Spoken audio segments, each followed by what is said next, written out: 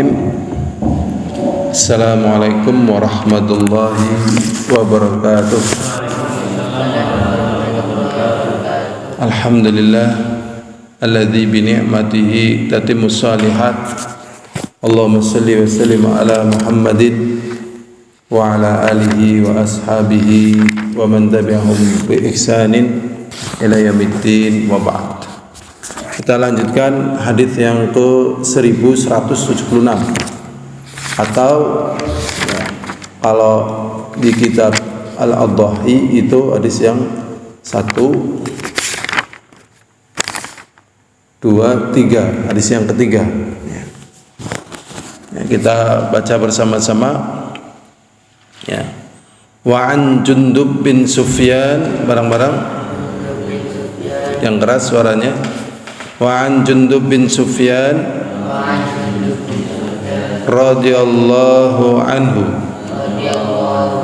qala syahidtu al-adhahi ma'a Rasulillahi sallallahu alaihi wasallam falamma qada salatahu bin nas nazara ila ghanamin qad dhubihat faqala man dhabaha qabla as-salah falyadhbah syatan makanaha wa man lam yakun dhabaha falyadhbah ala ismillah muttafaqun alaih. Coba sekali lagi kita bareng-bareng ya. Udah ketemu semua hadisnya. Hadis ketiga babnya udhiyah. Mungkin kitab kurban-kurban kalau terjemahan Indonesianya.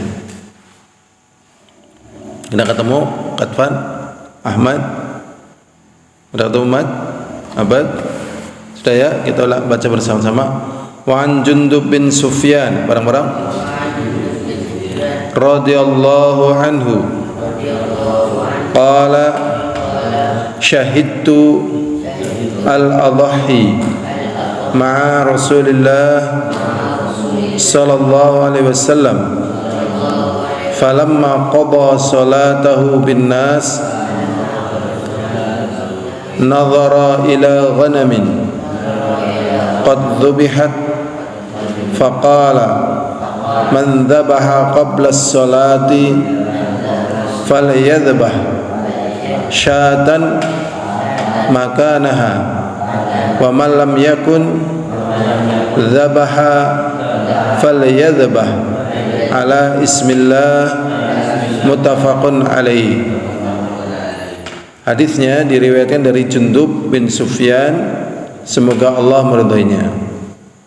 Beliau mengatakan, aku menyaksikan al-adhahi. Al-adhahi sudah kita terjemahkan yaitu kurban ya, binatang kurban. Ya, kenapa dinamakan adhahi? Karena disembelih di waktu duha.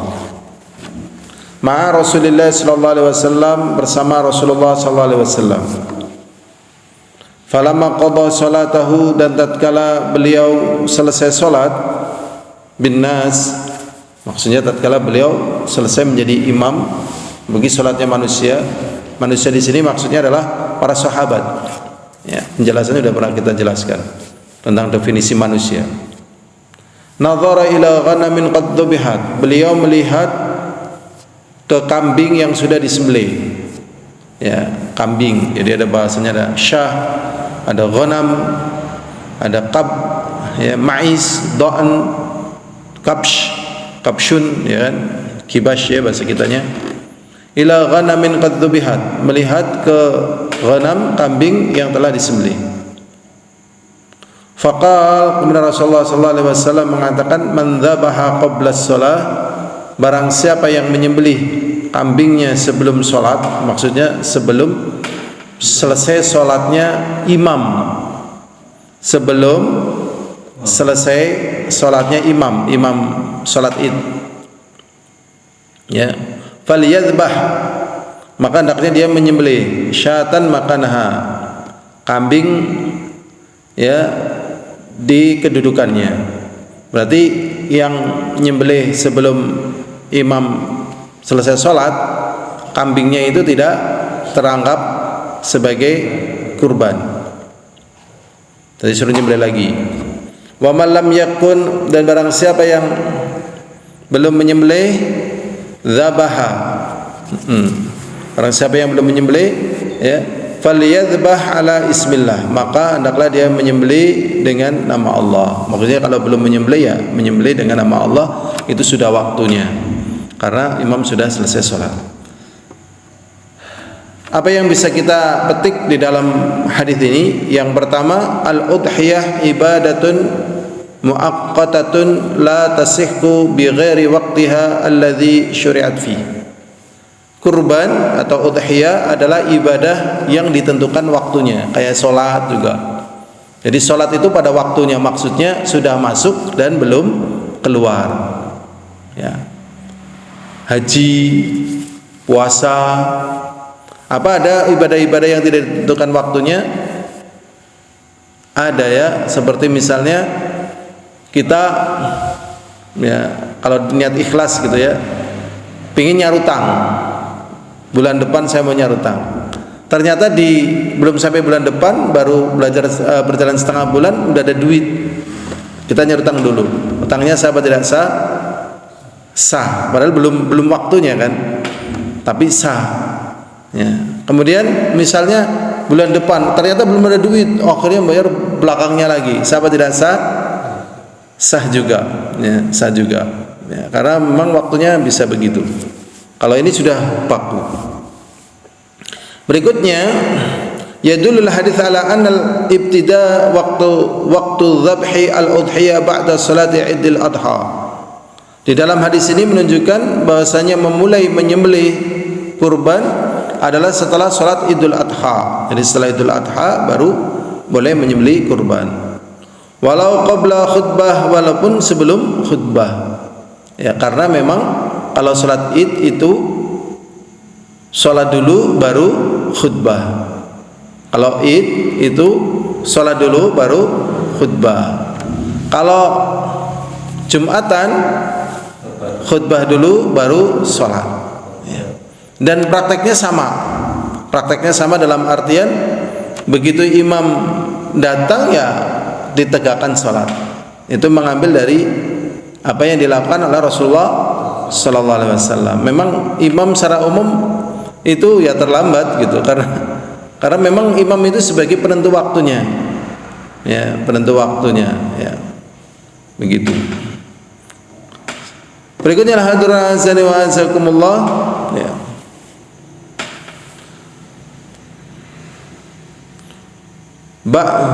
Yadullul hadits ala anna al-ibtida waqtu dzabhil udhiyah ba'da salatil Id al-Adha walau qabla al-khutbah, walaupun sebelum khutbah.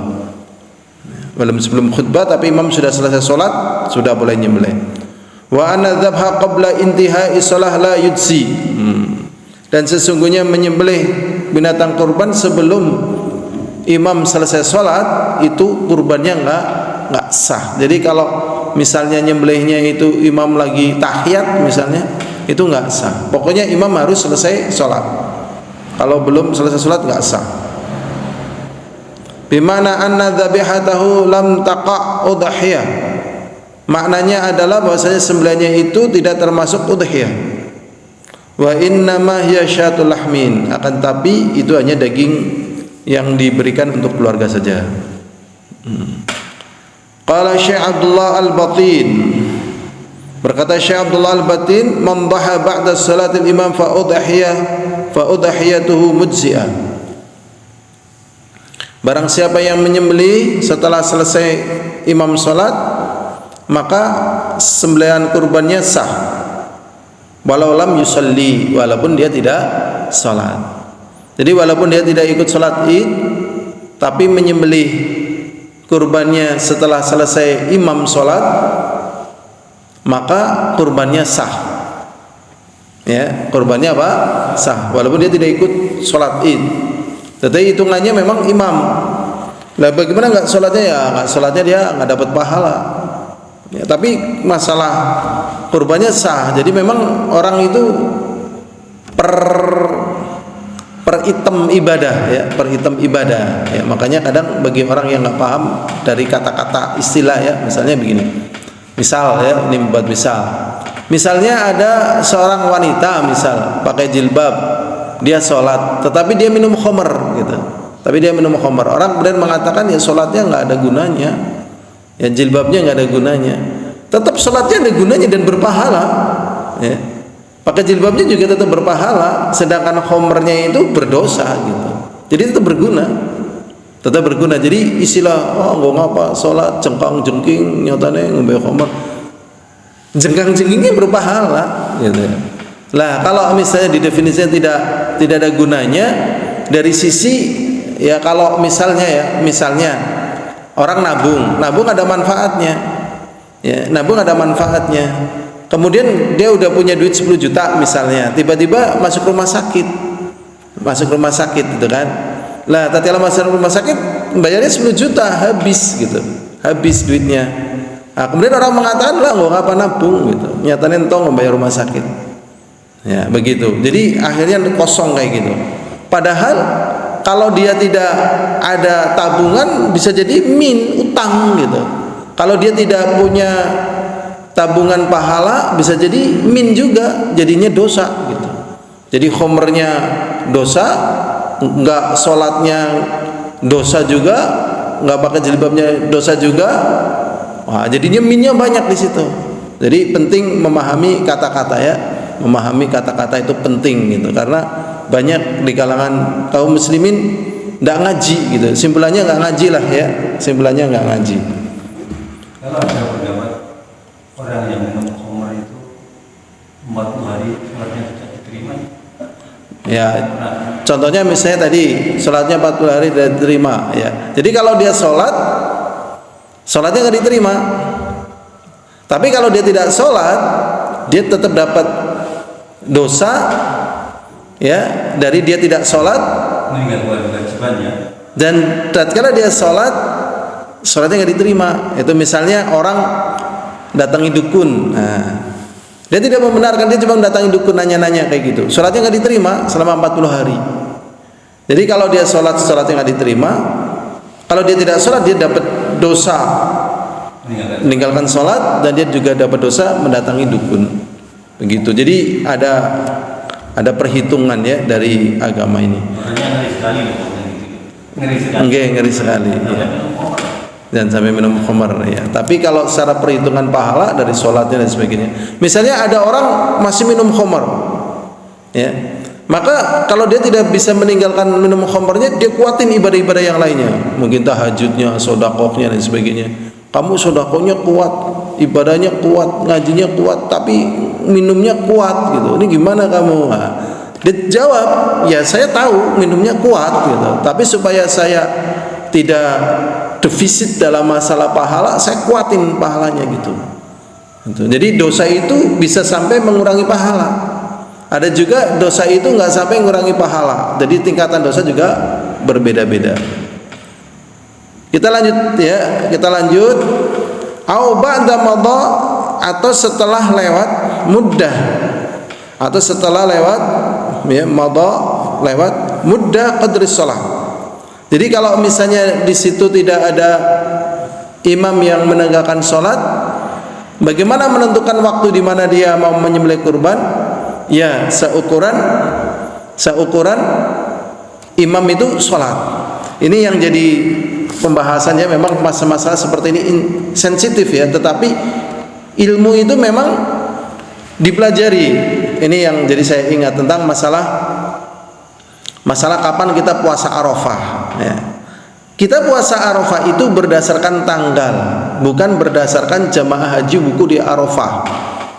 Sedangkan ilmu yang masuk ke kita dari zaman ke zaman itu ya ikut wukuf di Arafah. Dari sisi mana pendalilannya? Dari sisi Rasulullah SAW tatkala beliau ya tidak bisa ke Mekah itu selama 9 tahun atau 10 tahun. Jadi beliau hijrah dari Mekah ke Madinah. Beliau nggak bisa ke Mekah Mekah selama waktu yang lama. Ya, jadi tatkala perjanjian Hudaybiyah baru Rasulullah bisa ke sana ke Mekah. Itu sekitar 9 atau 10 tahun. Lah, sebelum beliau bisa ke Mekah kembali untuk haji dan umrah setelah 10 tahun hijrah tadi, beliau di Madinah dan ru'yahnya ikut ru'yah Madinah, sehingga zahirnya di Mekah nggak ada jemaah haji, zahirnya di Mekah nggak ada jemaah haji dan tidak ada komunikasi. Wong Rasulullah dan para sahabatnya pergi ke Mekah semua kok, ya. Yang tidak ikut pergi ke Madinah, ya ini kalau nanti perang terbunuh ya terserah Allah, ya kan. Tapi kalau ketemu ikut kebunuh juga, karena kan pihak muslimin dari Madinah, pihak musyrikin dari Mekah. Lah, sedangkan ada kaum muslimin yang tidak ikut hijrah di barisan musyrikin. Nah, kalau terbunuh ya urusannya dia dengan Allah. Tetapi kalau statusnya dia dalam barisan musuh, ya akhirnya ya ikut diperangi begitu. Jadi hampir totalitas kaum muslimin ke sana. Akhirnya tidak ada haji. Tidak ada haji setelah 10 tahun. Ya, beliau baru ke Mekah lagi, baru ada haji. Berarti di sini Rasulullah SAW tatkala puasa Arafah, jemaah haji nggak ada. Nah, tapi beliau masih tetap bisa puasa Arafah karena tanggal itu tetap ada. Jadi pertama tadi berasal tanggal. Yang kedua, bagi orang-orang yang tidak ada komunikasi, tidak ada info dan sebagainya, ya. Kapan dia puasa Arafah? Ya ke tanggal. Sekarang kapan para jemaah haji ya puasa Arafah? Ya pada tanggalnya. Karena padang Arafah itu tetap ada. Ada jemaah haji, tidak ada jemaah haji, tetap ada padang Arafah. Nah, kapan para jemaah haji menggunakan padang itu untuk wukuf? Ya pada tanggal itu. Jadi tanggal itu lebih kuat. Bayangkan, ilmu yang selama ini kita yakini benar, tatkala datang itu lemah. Jadi memang ilmu dipelajari dan memang kesiapan untuk apa? Kesiapan untuk merevisi gitu. Merevisi. Jadi memang kita itu aslinya, ya maksudnya manusia aslinya ilmunya adalah sangat minim, ya. Wa ma utitum minal ilmi illa qalila, dan tidaklah kalian dikasih ilmu oleh Allah kecuali sedikit. Nah, sekarang kembali kepada pembahasan bagaimana kalau misalnya di situ tidak ada yang sholat id, ya, nggak ada yang sholat id, imamnya nggak ada misalnya, ya. Atau mereka di kampung itu tidak ikut sholat id, adanya di kampung yang lain, ya, seperti orang-orang Arab Badui, mereka nggak sholat id. Nah, gimana nih? Maka di sini dilihat dari ukuran, ya, ukurannya kapan selesai, ya, imam itu selesai sholat id. Au ba'da madha muddati qadri shalah ba'da dukhuli waqtiha, setelah masuk waktunya, fi haqqin ma la salatan alaihi fi maudhihi, bagi mereka yang tidak salat di tempatnya, ka ahlil bawadi, seperti orang-orang Badui. Jadi orang-orang Badui ini ngukur, nih imam masuk salat id jam sekian, selesainya jam sekian. Sudah dikira-kira imam selesai salat id, maka baru mereka boleh menyembelih kurbannya. Jadi kapan kita menyembelih binatang kurban? Kita ya menyembelihnya setelah selesai imam salat. Ada pertanyaan? Ya, jadi masalah fikih ini memang masalah yang berkembang, ya. Misalnya ada pertanyaan begini, misalnya di satu tempat terjadi bencana sehingga tidak bisa salat id kecuali setelah menjelang zuhur. Jadi batas akhir salat id itu sampai waktu zuhur. Walaupun ada yang berpendapat sampai asar gitu, ya. Ada lagi wallahualam kayaknya sampai maghrib, tapi ini sangat lemah. Yang sampai asar ada, tapi ini lemah. Jadi yang benar adalah sampai waktu zuhur. Kalau zuhur nanti sudah ada waktunya, asar sudah ada waktunya, maghrib sudah ada waktunya. Sehingga sholat id itu ya waktu duha tadi. Waktu duha kan, ya kan, di waktu duha kan, sebelum zuhur. Maka tatkala sebelum zuhur baru bisa sholat nih, ya, karena ada bencana, banjir dan sebagainya. Nah, sekarang ada orang yang menyembelih itu, ya, sebelum imam sholat, karena nunggu imamnya lama nih, nggak sholat nih, kemudian disembelih, ya, disembelih nih Sah apa enggak sembelihannya? Tapi untuk lain. Ya maksudnya di lingkungan itu gitu. Ya, Ini sah apa? memang ada salah tidak sah ya. Kalau dikembalikan kepada dalil, dia tidak sah. Ya. Karena makanya tadi masalah fikih, masalah yang ya begitulah fikih ya. Tapi waktu sudah masuk duha ya. Padahal waktunya sudah akhir duha ya kan. Tetapi karena patokannya di sini selesai sholatnya imam, maka kembali ke dalil secara zahirnya hadis nggak sah. Lah bagaimana di daerah lain? Di daerah lain ternyata nggak banjir, sehingga selesai sholat idnya itu jam 8 misalnya. Dia menyembelih nih jam 8 setelah imam sholat id, sah nggak? Sah. Iya. Kalau dia enggak, jadi lihat di sini memang disinilah nilai ilmu menjadikan nilai ibadah per individu atau masyarakat. Wallahu a'lam bishawab. Alhamdulillahirabbil alamin. Assalamualaikum warahmatullahi wabarakatuh.